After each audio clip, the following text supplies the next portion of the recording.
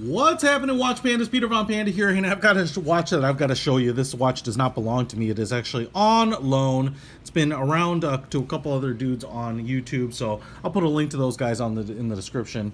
All the standard channels that you would expect, all the high quality opinions and reviews that you've come to love. Those guys have some really great opinions and thoughts on this, and it's from Zoid.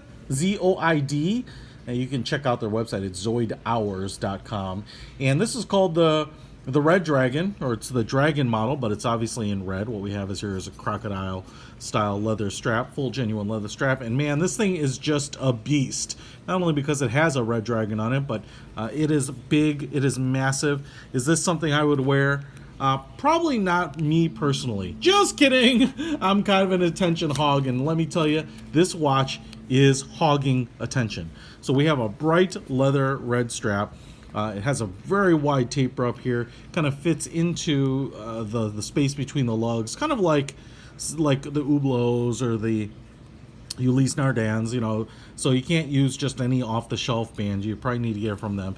We have lots of rose gold, which you can tell here. You know, 316L stainless steel, but rose gold plating. You know, we have a brushed and polished finish on the buckle down here, which is really quite massive. The whole thing is massive. I guess this buckle may not look massive, but it is a big buckle because the rest of this watch is huge. It is huge.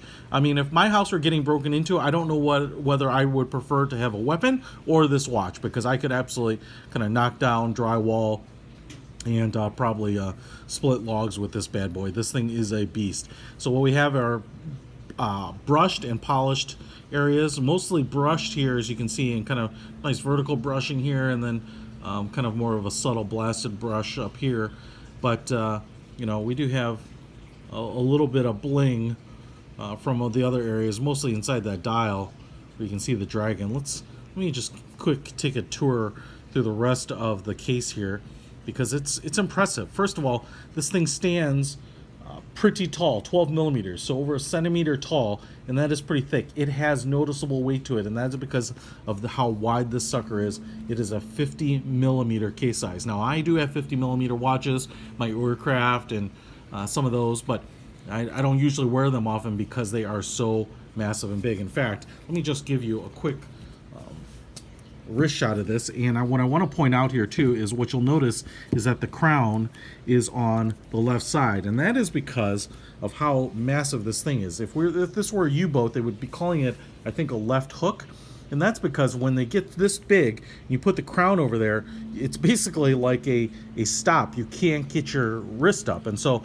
by moving the crown to this side, I have more free range of motion on my wrist. So you almost have to have the crown on this side on watches this big. But look at that. That doesn't look like crazy to me, right? It's you know, I have a 7.5 inch wrist, and you know, I wear 50 millimeters. I know you guys think that's crazy. I don't wear them often, but they definitely kind of stand out and have a place and look really kind of amazing, and they catch a lot of attention. And you know, if I were to play professional football, I want to have that look before I get to the NFL. Now, the rose gold and the red, I think, are a nice match. Kind of both bright, but not overly bright. This red is kind of a, oh, I don't know, it's like a lipstick red. It's not like a real true fire engine red, so it's a little bit more subtle, muted, in a way that this watch can be muted. Look at this crown protector here. This thing is kind of crazy. What we might be able to see here, let me see if I can get in on it, is that it's cut open on the edge, so I can actually see the crown. It's black. It looks like an iron plated finish there. But we have a huge case over it, and I think if I hit this, will it open? So does this lever open it up? Yeah, I guess it does. So actually not even totally sure how that worked, but yeah, I guess it does. Not really sure how that locks in there. Oh, maybe it looks like we have a little detent up at the top there. So okay, so the lever, as far as I can tell, doesn't really do much. That detent is what holds this in. I think I can pull it out just by pulling on the detent. Now we can have access to that the crown here, which looks like just black, and as you might be able to see there, I am rotating it clockwise before changing the date, and which is at the 9 o'clock position, so it's a little bit off from some of the other watches. I mean, it's, if you think about it, you know, this movement is kind of flipped upside down. If I pull it out one stop, I can adjust the time. You know, because if this were in a smaller watch, it would probably be oriented like this with the crown, and so the date would be at the 3 o'clock position. And so we have hacking seconds, and push it back in there, and the watch continues to run. We have the Zoid logo down at the 3:30 position. And what's really cool, and I'm going to get way into this, look at the dial on that thing.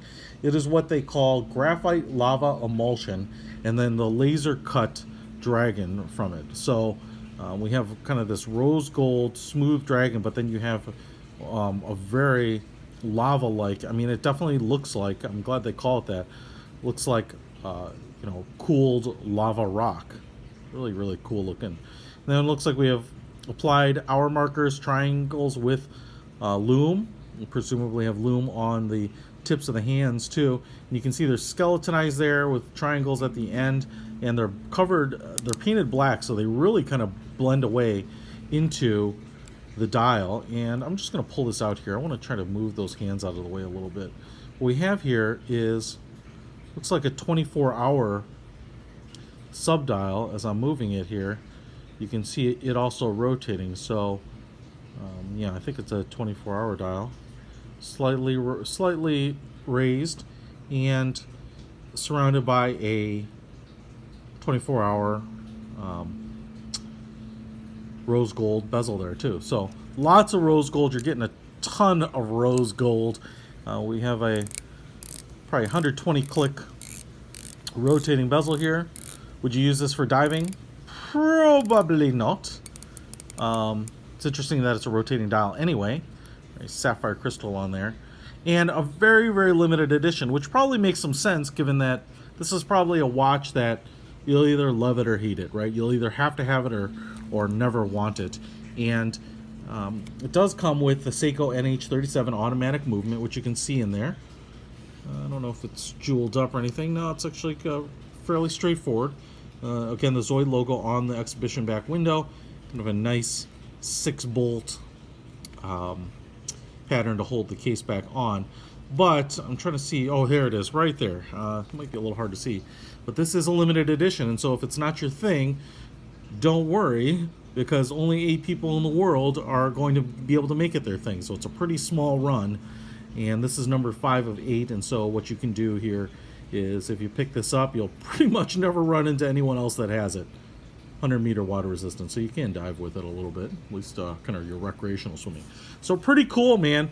I dig it. Now, because it is a limited edition piece, it's basically $1,000, $991, I believe. You order it at the zoidhours.com. I'll put a link to it in the description, but they also make some really interesting other watches. I would love to check those out at some point. Some of them are a little bit more traditional looking than this, and so probably a little bit more my speed, but kind of a crazy watch. I love stuff that's, you know, off the reservation, that's really unique, and this is definitely qualifies. So you know, with this dragon, I know dragons are in a lot of cultures here, but you know, I think the one that I think of most is the Chinese culture. I love Asia. The Panda loves Asia, and so I know that the dragon appears on lots of stuff, from custom cars to custom motorcycles to clothing, and so that might be a really great fit. So if you are wanting to, you know, be have a little bit of conspicuous consumption, I should say, and really like the dragon for maybe cultural reasons, maybe iconic reasons, whatever it might be, then this is your watch. Check it out, pick it up. Hopefully we'll be showing you some more Zoids on this channel. This one has to go back. It's just on loan to me, like I said, which is really appreciated, being able to take a look at some of these things that I wouldn't normally be able to get my hands on. Peter Von Panda out.